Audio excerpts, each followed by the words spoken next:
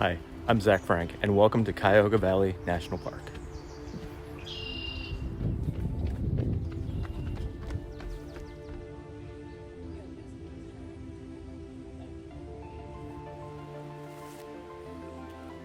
This is a weird park. It stands out as a park that isn't dedicated to a singular natural feature.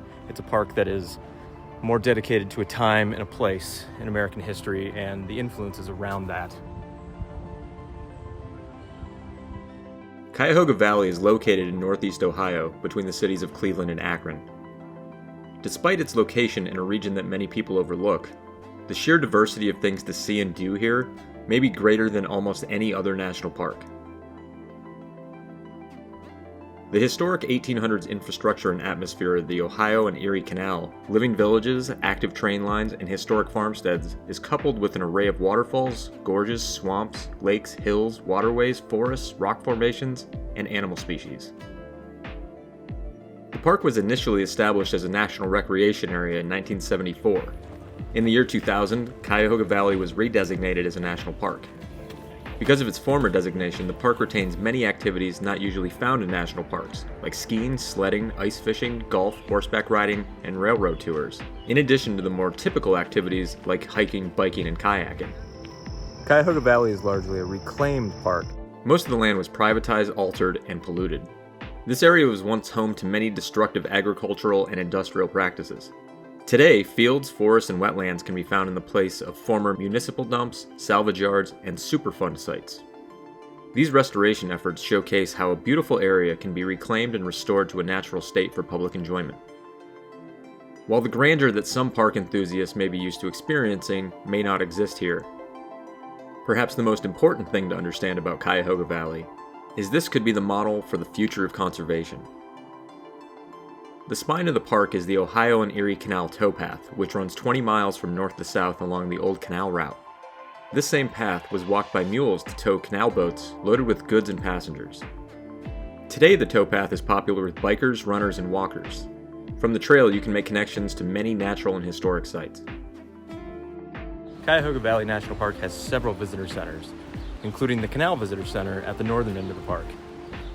A short walk from the visitor center in neighboring Lock 39 is the Rockside boarding station for the Cuyahoga Valley Scenic Railroad, a 3.5-hour round-trip train ride through the park. Tickets can be purchased online and range from $10 to $35. Passengers can also get on and off at 7 stations to explore the park on foot. To the east are Great Falls, Bridal Veil Falls, and Tinker's Creek Gorge in the Bedford Reservation. Heading south along the canal road, you'll find numerous historic buildings, trails, bridges, and old canal locks. The park widens around the middle near Brandywine Falls, one of the most popular sites. This stunning 60-foot waterfall is located along a 1.5-mile wooden boardwalk trail overlooking a forested canyon. This is the highest waterfall in the park and a must-see spot, but arrive early as the parking lot fills up fast and a full lot sign will be posted to limit traffic. Brandywine Falls is located near several other high-traffic areas. I'm in the heart of Cuyahoga Valley National Park, a little town called Boston that is dedicated to the history of the area. So there's a lot of period buildings, period structures, things like this. An agricultural area, an industrial area where a canal was built through this river system, the Cuyahoga River Valley, and the neighboring communities. And it was built up in the 1800s. A lot of the buildings, as this area became more rust belty, they fell into disrepair and the area kind of declined. The restored Boston is a central hub for tourists, bike riders, skiers, and the Blue Hen Falls trailhead. There are a handful of spots with historic canal locks, but perhaps the easiest to find is Deep Lock Quarry. This section of the park offers close-up views of a lock, rock quarry, railroad tracks, and discarded millstones.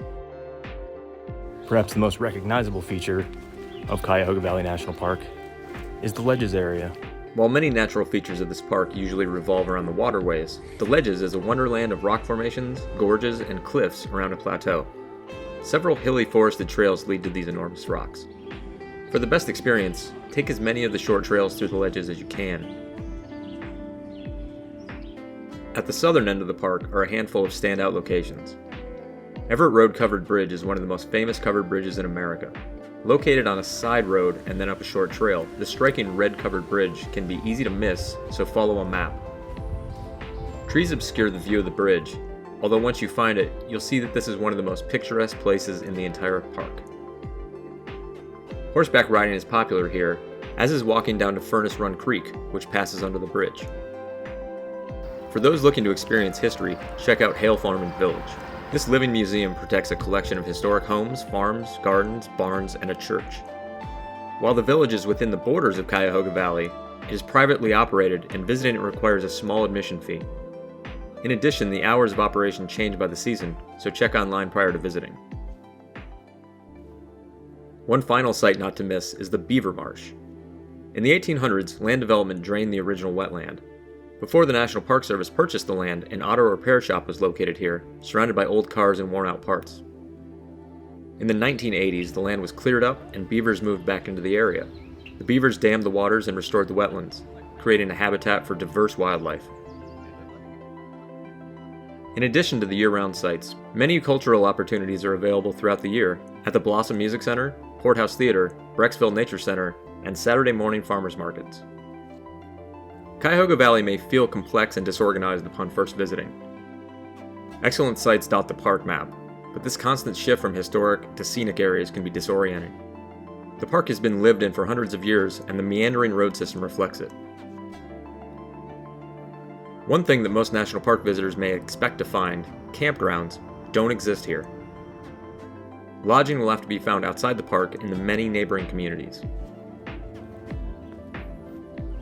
Pets on leashes are allowed almost anywhere, with the exception of park buildings and on the train. Spring, summer, and autumn are each fairly comfortable. Winter can bring with it snowfall and blistering cold, but if winter recreation interests you, the opportunities are certainly available.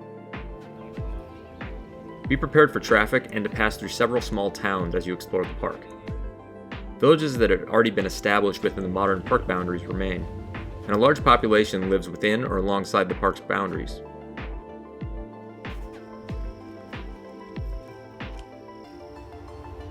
In addition to those in the immediate area, people escape nearby cities to visit Cuyahoga Valley, especially on weekends. With the number of people who live in this region, it's amazing that so much of the area has been protected and restored. The park more or less acts as a continuous connector, so it's more like a metro park that has some standout natural and historical features. It's not a Yellowstone, it's not Yosemite. This is more about protecting legacy and seeing how you can take damaged real estate, damaged history, damaged natural environment, and fix it and make it worth bringing people in and turn it into recreation. This is how you convert it back. This is how you bring it back to the people and rewild it. Talk to you later.